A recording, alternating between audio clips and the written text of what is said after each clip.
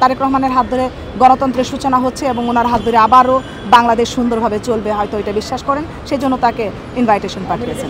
পরের কাঁধে বন্দুক রেখে শিকারের গল্পটা আমরা অনেকেই জানি, আদৌ এটা কতটুকু সফল এটা হচ্ছে বিষয়। আর বিগত সময়গুলো যে চিন্তা করি, শেখ হাসিনা যার সাথে হাত মিলিয়েছে সেই কিন্তু ধ্বংস হয়েছে, তারই আমরা পরাজয় দেখেছি। আমি জানি না ট্রাম্প কতদিন টিকবে, কারণ হচ্ছে আপনি এই পর্যন্ত আমি আসলে অন্যান্য রাষ্ট্রের ঋষি সুনাক কিংবা জো বাইডেন যার কথাই বলেন, আমি আসলে ওভাবে বলতে চাই না, তাদের পলিটিক্যাল কিছু সিস্টেম আছে, হয়তো সেটার কারণে তাদের পরিবর্তন হয়েছে।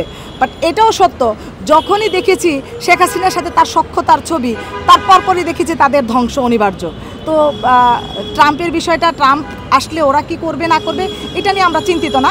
বাংলাদেশের জনগণ ঐক্যবদ্ধ ছিল, ট্রাম্প হোক আর যাই হোক, যেই আসে বাংলাদেশের দিকে কোন নজর দিতে, বাংলাদেশের জনগণ সেটা রুখে দেবে ঐক্যের সাথে।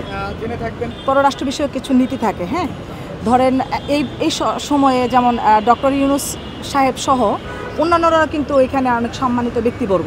এখানে তারেক রহমান আগামী রাষ্ট্রনায়ক, এটা যেহেতু বাংলাদেশ জাতীয়তাবাদী দল আমি করি, আমি অবশ্যই বিশ্বাস করি তার হাত ধরে আগামীর গণতন্ত্র আবারও নতুন করে প্রতিষ্ঠিত হবে নতুন সরকারের মাধ্যমে।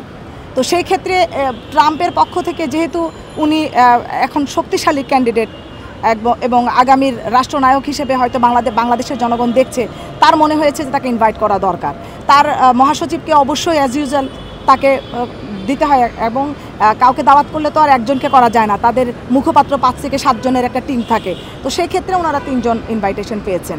তো এটা পজিটিভ, তো আমি অবশ্যই অবশ্যই দেখছি, কারণ এখন যে বাংলাদেশ গণতন্ত্রের পথে হাঁটছে, এটার ইতিবাচক একটা সাড়া ওনারা দিয়েছেন যে হ্যাঁ, তারেক রহমানের হাত ধরে গণতন্ত্রের সূচনা হচ্ছে এবং ওনার হাত ধরে আবারও বাংলাদেশ সুন্দরভাবে চলবে, হয়তো এটা বিশ্বাস করেন, সেই জন্য তাকে ইনভাইটেশন পাঠিয়েছেন। আওয়ামী লীগের তো জুলাই যখন আমরা আন্দোলন শুরু করেছি তখনই তো স্বপ্নভঙ্গ, ওদের আর স্বপ্নের কি আছে, ওদের তো আর স্বপ্নের কিছুই নাই, এখন অলিক কল্পনা করা ছাড়া তাদের কিছুই নাই।